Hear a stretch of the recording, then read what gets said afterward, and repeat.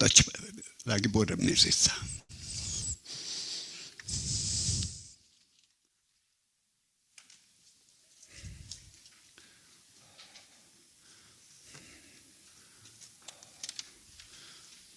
Pori olla mut. Mun vaillin hommat saamekilli. Ta niinku jo oktama minä iku musain lähtee mikä saamekielä vaihtuut piedalaskielellä maittain. Ja tämän vuoden mun kalleen allaskoulutushommaamme. Ja ikta juhan mahti hommai tämän naavesääne birra, jahtsääne birra. Että meillä täällä naavesääne manis pohti, missä puhtui kun kontrakta. Ja tästä kalle. Mutta missä okta tajalda teet selkä. Mi maita ei muistella hirmat tjänjälit min saamipirra ja min johti saamipirra. Taas tuohko mun kohtata min numaadan. Ja tällä että selkä, että puolelle manaako oru.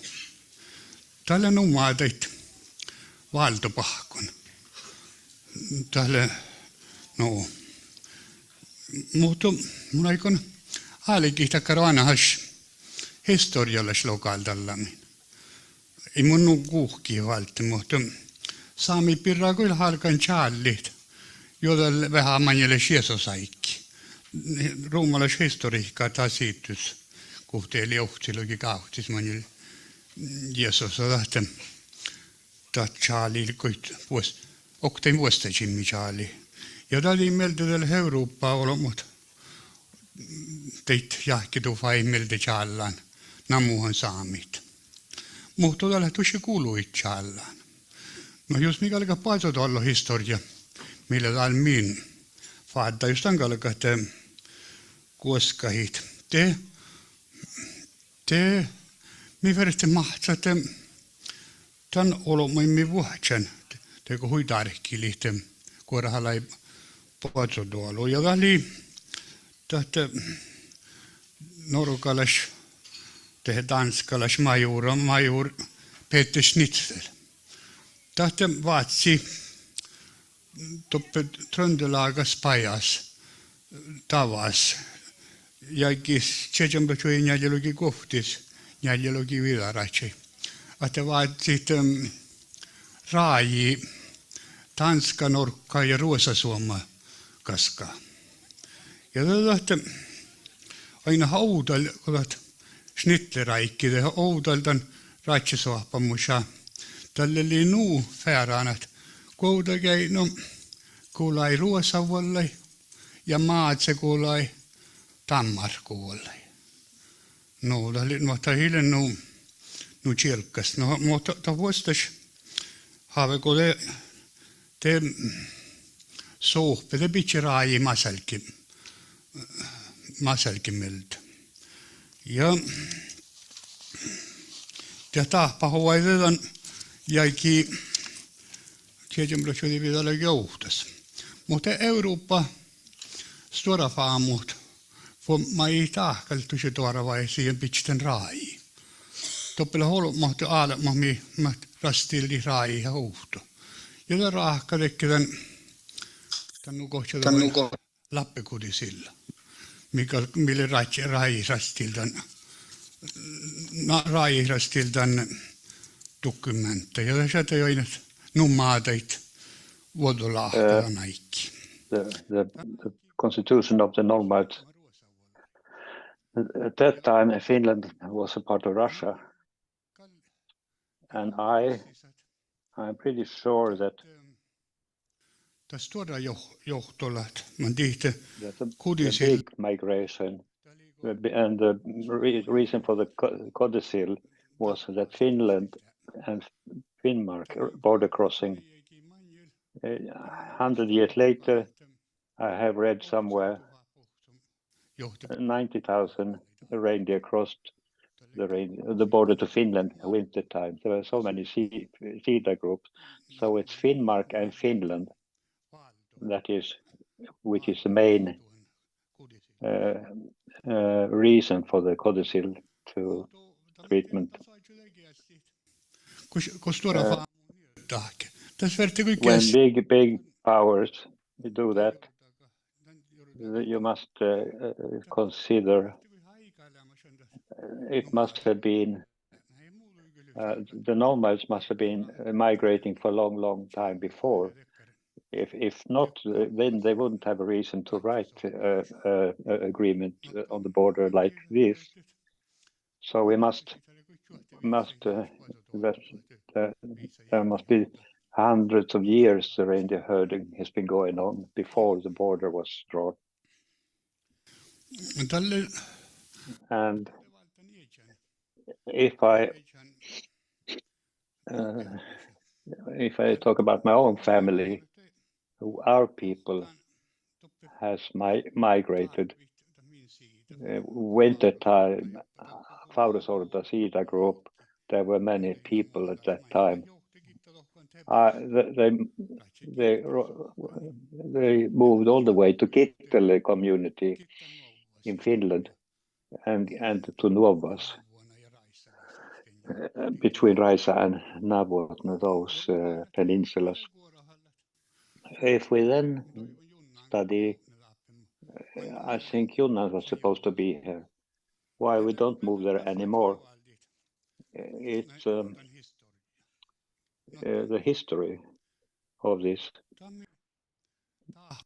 What happens? The big event in 1950 was after that, 1809, Russia takes control of Finland. So Finland becomes Finland becomes a part of Finland. When this movement occurred, you hear nothing of the Lappecodicil. The Russian don't even talk about it. I haven't seen anything about that. They were not involved in the agreement at all. I don't know what kind of claims there were to give away Finland. So this some historical scientists say that the Tsar of Russian said that nothing will change, but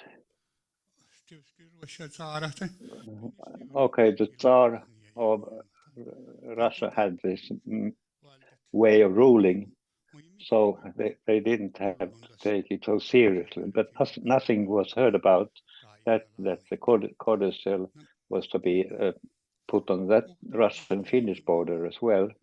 But then 5 years later, Norway becomes under Russian in 18 becomes under Russian control in 1814. After the Berlin Conference, they called Norway as a Russian colony in the end of 1800. So this happens, and the consequence brings many changes to become a part of Russia. But the changes are not big until in 1852.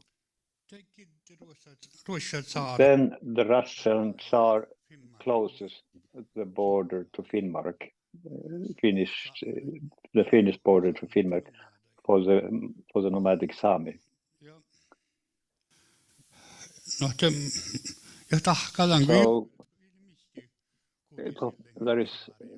there are no codicils that would protect this part. So it becomes, for the quote again, see the groups and people, it becomes a crisis. And then there is a method. There they state in Russian, in Norrbotten, there's plenty of room for 6 more Sita groups that could spend winter times there in from Karesuando and south in Sweden. And then they had to cross the Finnish border. But then good part, the Finnish-Russian border is open, it's not closed, so you could migrate across the border. Our CEDA group, the people, and 160 more people in Kuotekeno, they have they are citizens of Sweden as well, so they had double citizenship. My great-grandfather did it, and my grandfather did that. They wrote themselves as they had double citizenship, and keep moving, migrating to Finland, to Kittilä-Tepasto area in Finland. And it was obviously it was a big Sita group.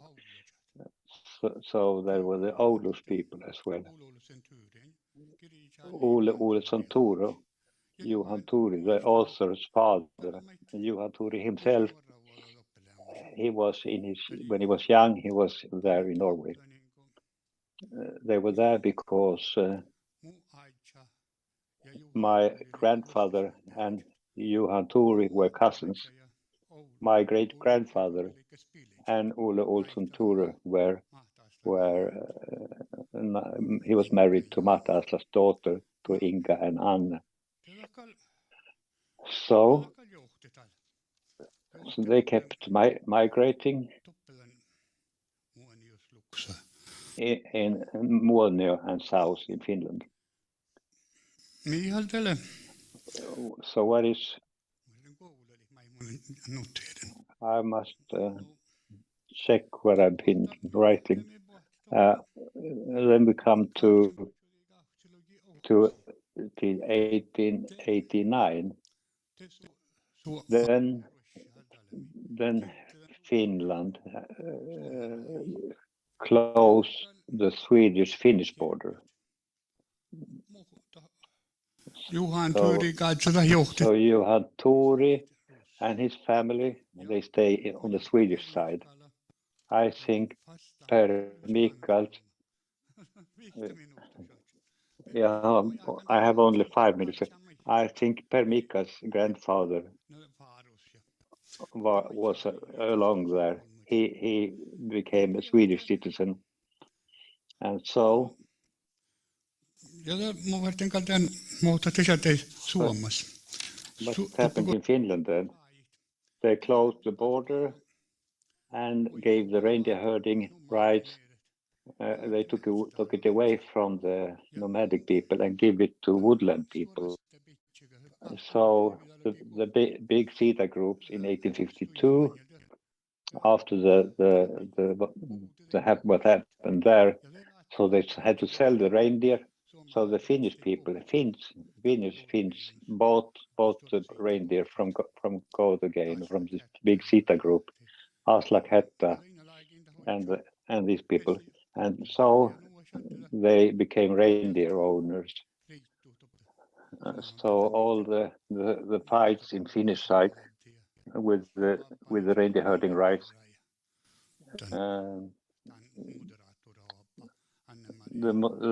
Anna-Maria has written about this. Anna-Maria Magga has written about this. So the Finnish migration ended in our group. My grandfather and great-grandfather stayed and started to herd the reindeer in Finnmark only. So we couldn't move there anymore to the Tepasto area in the winter. What were the consequences for the Kuotekene people, the closing of the border? The consequences were that many people stayed in house. They didn't move. They stayed in one place, and then there was emigration. Both again Sami moved to Canada and Alaska. They go to Sweden, and some were left stayed in Finland. This guy sitting here and the girl sitting there. They had to stay in Finland. And Tanner says that some Gotigan people even went to Russia. So I will not. I don't have more time, but all I can say is the consequences were from the border closing were very, very many consequences and forced removal of reindeer herders. I have to stop here. I will not talk about the conventions because they are in the courthouse now. I was thinking of doing it, but I ran out of time. But I must say that 2000, in the beginning of 2000, Johan Mahte, me and Sven and Nick Taylor, we met in Uttera. We had a meeting, and we started to talk the Eira project. We called it Arcadia, but we lost it to Arcadia. We lost that to other. But through the discussions, we got started, and Eira project became to the two best projects during that polar year. And in this way, they evaluated. There were so many polar year projects, and we had the protectors from the royal house, and after that the Reutan project started. I haven't been in that project at all. I haven't been involved in that yet.